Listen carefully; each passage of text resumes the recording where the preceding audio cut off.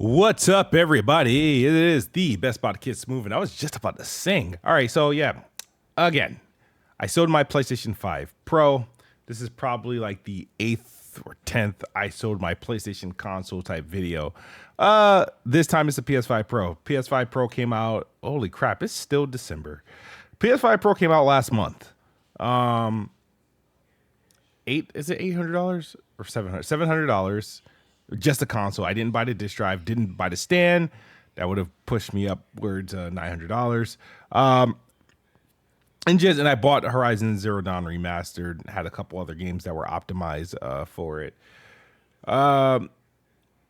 So pretty much why I sold the PlayStation 5 Pro, a couple reasons, but none of them are drastic. One, and most is low usage. I thought by upgrading my PlayStation 5 to a PS5 Pro, I would use it more. I would buy more games on it because 4K, 120 FPS, 60 FPS, yeah. And again, it just became something that just sat on my desk. I turn on every now and then, make some more progress in the game that I was playing, whatever.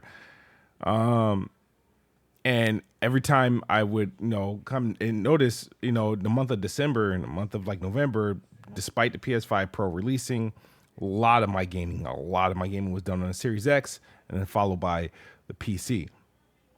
Now, when you have to factor, damn, this thing costs $700. Now, mind you, I sold my PlayStation 5. I sold my Nintendo Switch. I sold a lot of electronics that I had in the house so I can be able to buy it. Got it. And I didn't have that zeitgeist moment when I turned it on. I already did my review, and pretty much to sum it up, there was not a huge difference of what's going on. To me, I personally feel like this generation of gaming, that games naturally look good. All of them, running at 60 FPS or better. I felt like the games that I don't think I needed a visual upgrade on these consoles. There's nothing that I really I wasn't really needing a visual upgrade, but when the PS5 Pro came out, the difference wasn't there. It just wasn't there. It wasn't like when we went from the Xbox One to the One X. You know what I mean? Where there was clearly a difference. Like I didn't need Xbox One on this monitor and Xbox One X on this monitor to say, okay, which one looks better. I didn't need to do that. Once I turned on Xbox One X, I knew I was playing something different. And it's almost the same with the PS5, the PS4 Pro, the PS4 Pro. There was clearly something like, hey, I'm something's better here. The visuals are better. It wasn't as good as what the Xbox One X was producing, but I was satisfied. I think I bought the PS4 Pro. I might have bought the PS4 Pro day one. Yeah, I did. So and even coming off those consoles, right? Xbox One X, PS4 Pro, jumping from those consoles to Series X and PS5, there was still a glaring difference. It was like, okay, now I'm getting those higher resolutions with the 60 FPS, with super fast loading, and I'm getting some console specific features and stuff like that. To the point where that's why I was like, you know what? I don't think they need a next gen. I was like, this is all I wanted. I don't think they need a mid-gen console. Xbox clearly didn't think they needed a mid-gen console. PlayStation think they did, so they came out with the PS5 Pro. And again, my thing is when you consider, and I don't want to make this video too long, but this is going to sound petty, right? When they did the Xbox, and that's the only reason why I wish Xbox would have done a mid-gen console, because I know they would have done something to respect your library. Case in point, when the Xbox One X came out, the back catalog just got like a boost. When the Series X and X came out, the back catalog got a boost on the performance side. So now you're just playing like it's night and day. There's literally, and I hate to be the person that do this, but the biggest thing people were doing with the PS5 Pro was booting up old games or games that were already released just to see how much of an improvement it did. And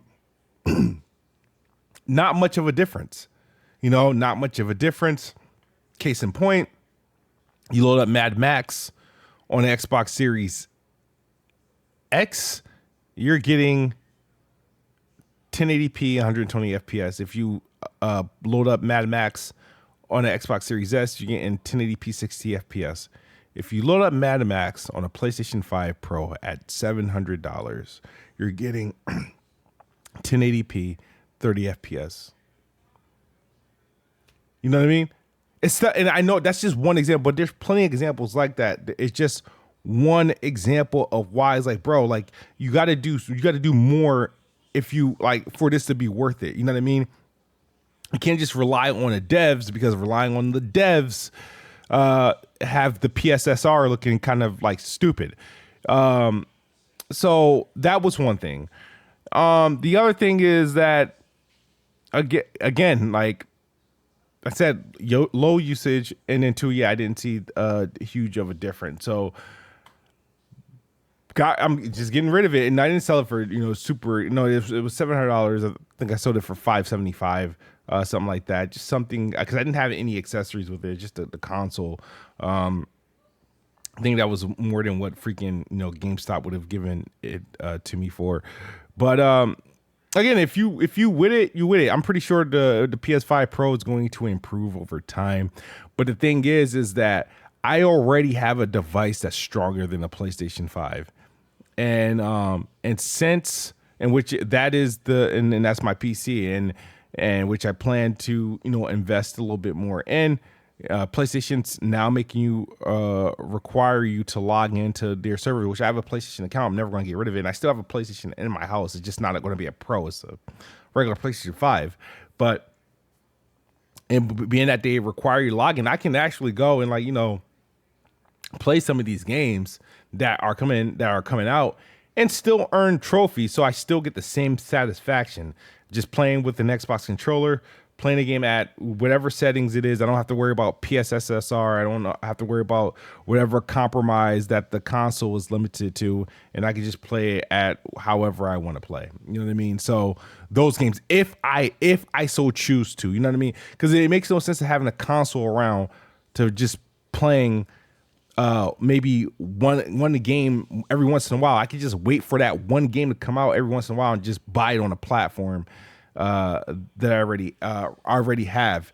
So there was no need for a powerful PS5. Like I said, again, I'm satisfied. Like I said, I will always have a PlayStation 5, but so the thing is, I have one, but the PS5 Pro I thought it would be something I would use more, and I tried to use the argument that, hey, if I'm going to have a PlayStation, I'm going to have the most powerful one, but the money ain't making sense, man. The $700 versus whatever you can get a PS5 Slim for, it's not demonstrable on the screen, bro. It's not making a difference where I say, you know what, that was worth the extra $200 to $300.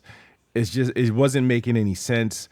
And it's just like, nah, I'll rather just, I'll take the money and do something better with the money. So PlayStation 5 Pro, no longer have it. Don't think it's a need. I was buying into the hype, definitely. Like if you're a super duper PlayStation fan and that's what you game on, then go ahead and do it, as an enthusiast of PlayStation. But just a general person, like if you don't game on PlayStation often, it's not worth it. The PlayStation 5 is actually fine. There's nothing wrong with the PlayStation 5. Only thing you should do with your PlayStation 5 is put a freaking 2-3 terabyte SSD in there. Shout out to PlayStation for allowing you that feature to take the panel off and put the SSD in there. That's the biggest thing you could do. You're not missing anything with the extra performance boost or PSSR. I don't think people are missing much. PSSR still needs to be tested, still needs to be shimmied with. It's barely better than FSR, and FSR is improving with every release. But that's my video for you guys. For those who want to know, I'm not trolling. I don't care to troll, or I'm not here to make fun of PlayStation. That just wasn't really worth it for the time. They released a game, an expensive console, didn't have a whole lot of games to really sell it with. And yeah, but that's it. I will see you guys on the next video. As always, man, Xbox is the best box. I am the best spot. Good night or good morning if you're on the other side of the globe. I'm out of here. Peace.